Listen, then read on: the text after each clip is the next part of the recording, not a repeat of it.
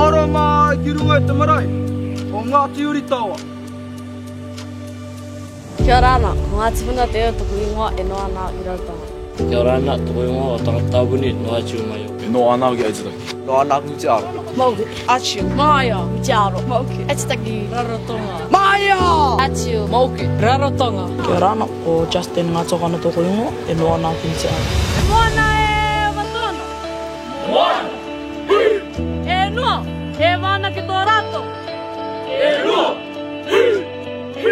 Warero te programu I te haka eo me taki tōku mata I te au pāko nāturo takapine I ako. During this program, I've gotten the opportunity to do a lot of activities, to go into our lagoons,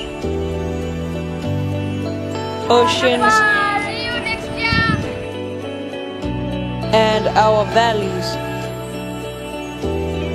Ia rangare mātou titi ai te pō. Tuke e te wanimara o e riro te taitāko ki te. Tere koe ki te piriara. Tere koe ki pōte pāero. Uru mai ki tui kā wano. Oki mai ki mai ka wano. Because it's in our ocean. There's a big-eyed tuna.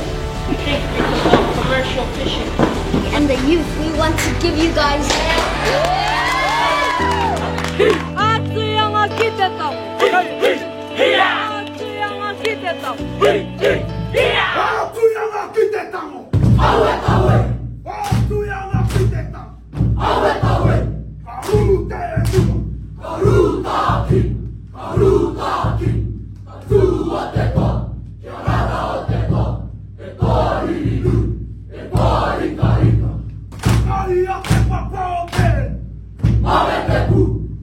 Mawe te pu. Litera mi tua tiki. Atua tiki.